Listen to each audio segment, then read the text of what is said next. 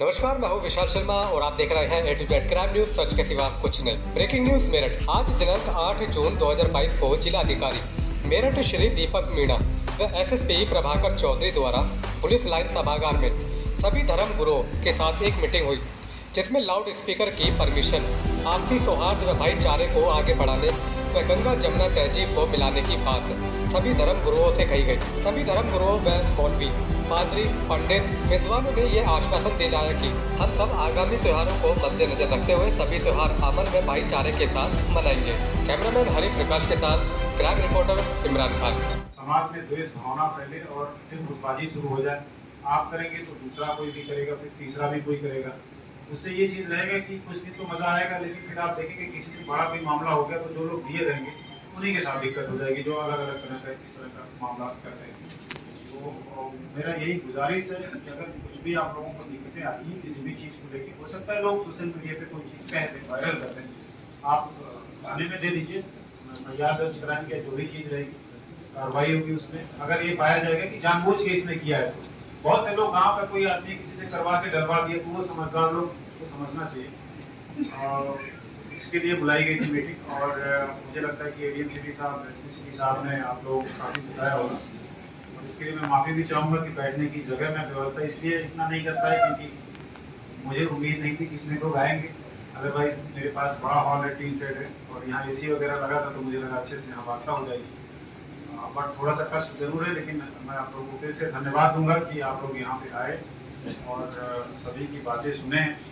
ये सिर्फ इसलिए था कि अगर आपको कोई दिक्कतें हों, कभी कुछ भी हो, तो मेरे कार्यालय भी आ सकते हैं, थाने भी जा सकते हैं। इसके अलावा भी कोई आपकी व्यक्तिगत समस्या हो, कोई सोसाइटी में समस्या हो, किसी भी तरह का साफ सफाई का, भ्रष्टाचार का, जो भी हो, अगर आप बताएंगे तो निश्चित रूप से कार्रवाई होगी। चाहे आप डीएम साहब को बताएंगे या मुझे बताएंगे, किसी को भी आप बता सकते हैं। लेकिन इतना जरूर रिक्वेस्ट है कि अगर कहीं मान लीजिए कि कुछ खुराफाती लोग कर ही दें कुछ ऐसा, तो कृपया, अगर वहाँ हो सकता है आपको फोन ना भी करें और आपको जानकारी मिले कि ऐसा है यहाँ पे, कृपया सहयोग करने के लिए जरूर आए, लेकिन मैं सबको फोन नहीं कर पाऊंगा। तो जितना मदद सोसाइटी की सुरक्षा में शांति व्यवस्था बनाए रखने के लिए आप लोग, उतना ही आपको दुआएं मिलेंगी, सारी चीजें सामान्य रहेंगी। मैं डीएम साहब से गुजारिश करूंगा कि अभी डीएम साहब बोल रहे, फिर आप बताइए। आज यहाँ पर जो जनपद के कोने से हमारे वरिष्ठ नागरिकगण और जनता जनार्दन आए, सभी को तो नमस्कार। और मुझे लगता है कि कुछ लोगों से मेरी बात हुई है पहले, पर काफी लोगों के लिए आज मैं भी पहली बार चेहरा देख रहा हूँ और वो लोग भी मेरा पहले, इसलिए मैंने मास्क भी उतार दिया कि डीएम साहब कब कहीं दिखे तो कम से कम पहचान तो जाए अब आगे। दूसरी बात यह है कि सबने सब बातें कह दी हैं, और ये ऐसा कोई इमरजेंसी बैठक या ऐसा कुछ नहीं था कि कोई किसी चीज के लिए बैठक बुलाई गई थी। ये सिर्फ ये था कि जो बैठना कम हो जाता है और लगातार बात करनी कम हो जाती है, हम लोग भी अपनी व्यवस्थाओं में इतना रहते हैं कि अब जगह जगह पे जाके कितना मिल पाते हैं नहीं मिल पाते हैं, तो थोड़ा कम हो गया है। तो माननीय मुख्यमंत्री जी, शासन, सब लोग भी इस चीज पे देते हैं कि हमेशा आप लोग मिलते रहें और बात करते रहें कि कम से कम किसी की कोई शिकायत हो। कई लोग, जैसा कप्तान साहब ने भी कहा कि कई लोग ऐसा नहीं है, बहुत लोग होते हैं कि एक ऐसा भी व्यक्ति होता है जो 6 बार 7 बार 8 बार आएगा अपनी शिकायत को लेकर, और वो इस उम्मीद पे आता है कि मेरी शिकायत होगी रिजॉल्व। कई ऐसे भी व्यक्ति हैं जो एक बार जाते हैं और नहीं होती है तो फिर ये बैठ जाते हैं कि साहब कुछ नहीं होना, ये कुछ नहीं करेंगे। तो वो हर व्यक्ति का अपना एक लहजा है, अपना एक सोच है, पर हमारा सिर्फ यही कहना है कि जरूरी नहीं है, हो सकता है कई बार आपने चीजें उठाई हो, कई बार आपने कोई मुद्दा उठाया हो, कई बार चाहे वो रोड का ही हो, साफ सफाई का हो, कई बार रोज 500 शिकायतें आती है, तो कई बार ये होता है कि चीज शायद एक बार में नहीं हुई हो, चाहे 2 बार में नहीं हुई हो। तो मेरी आप लोगों से सिर्फ यही आग्रह है कि उस चीज पे मतलब वो नहीं होने की जरूरत है। अगर आपको कोई इशू है आप उसको तत्काल बताइए। अगर गलती से वो चीज इतना पिक्चर में नहीं आई या वो रिजॉल्व नहीं हो पाया 3-4 दिन में, तो मेरी आप लोगों से ये भी निवेदन है कि उसको वापस से भी बता दीजिए। उसमें इतना मत लीजिए कि साहब एक बार बताया था और ये हुआ क्यों नहीं। कई बार होती है चीजें मिस हो जाती है, कुछ भी है। दूसरी बात, मेरा और कप्तान साहब का और बाकी ऑफिसर्स का भी हमेशा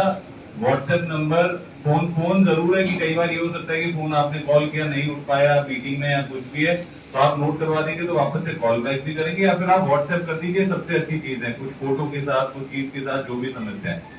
बाकी देखिए, ये जो कप्तान साहब ने कहा और ये बिल्कुल सच्चाई है कि फोर्स और एडमिनिस्ट्रेशन अपनी जगह पर आज के टाइम पे अगर कोई खुराफात करना चाहता है, कोई बवाली आदमी है, तो चीज इसलिए रुकी हुई है क्योंकि 99% बवाली नहीं है और उन लोगों की वजह से वो सारी चीजें रुकी हुई है और वो जो कुछ करना चाहता है गड़बड़ उस चीज का वो कर नहीं पाता है क्योंकि अच्छे लोग उस मतलब लोकेलिटी में, उस समाज में सब हैं। वो कहने वाली बात है कि पुलिस प्रशासन अपना वो, पर हमें भी पता है कि आप लोगों की वजह से जो पब्लिक के लोग हैं उन्हीं का एक सोसाइटल प्रेशर रहता है, एक मॉरल प्रेशर रहता है जिसकी वजह से चीजें सामान्य स्थिति में रहती है। तो हम लोगों का अभी क्योंकि ग्रुप्स की बात करेंगे तो कुछ चीजें हैं जो हमें लोग पता चल जाती है। इतने क्लोज ग्रुप्स हैं जिसमें एक जाति विशेष, एक धर्म विशेष के लोग ही हैं और वो दुनिया भर की टिप्पणियां होती है उस ग्रुप में हर जगह, और ऐसी होती है कि मतलब हम किसी भी धर्म के ऊपर फिर भी पढ़ेंगे तो खराब लगेगा, चाहे वो किसी दूसरे धर्म के बारे में भी लिखा हुआ,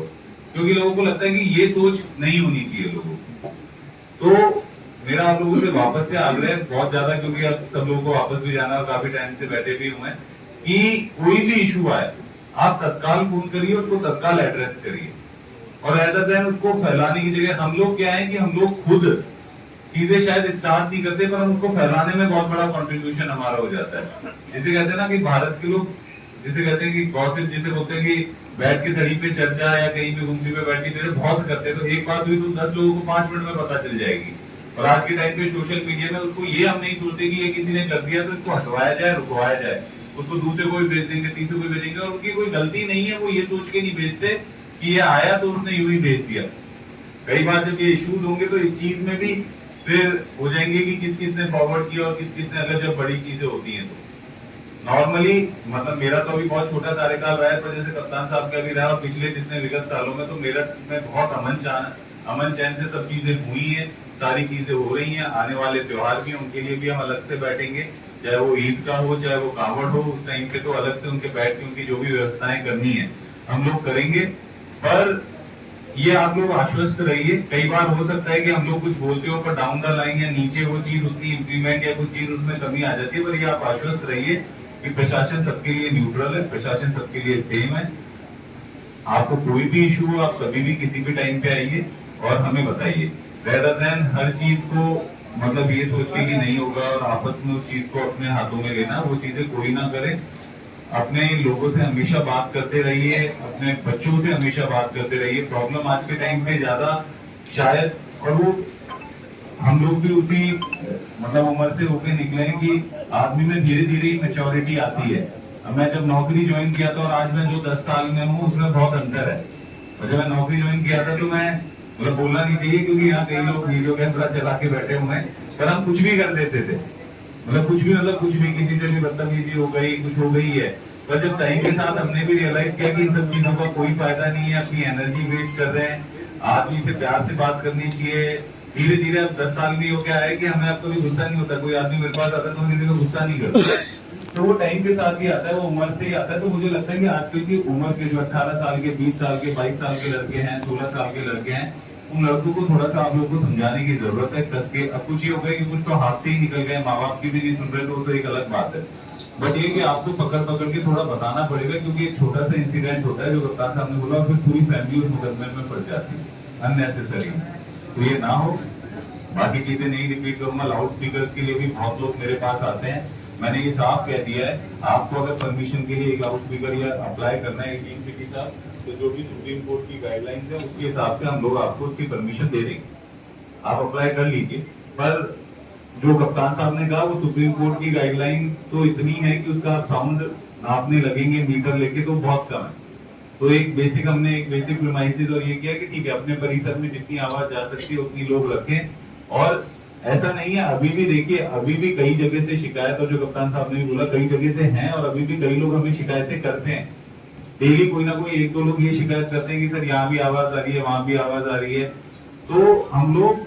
बोल रहे हैं, बात कर रहे हैं, और आज तक हमने यही बोला है कि बात कर करके, जितना भी बात करके, क्योंकि सबके देखिए बोलता आपको नहीं बोलता होगा शायद आपकी लोकेलिटी का आदमी, पर वो बच्चा 2 बजे जरूर कॉल करता है कि बोले कि साहब यहाँ पे शादी चल रही है, यहाँ पे कुछ और समारोह हो रहा है, यहाँ पे जलसा हो रहा है साहब और मैं पढ़ नहीं पा रहा हूँ, या तो बिजली नहीं आ रही या फिर ये आवाज आ रही है। यही 2 बजे चीजों से बच्चे नहीं पढ़ पा रहे, लोगों को इनकन्वीनियंस भी होती है। और इसी के क्रम में धीरे धीरे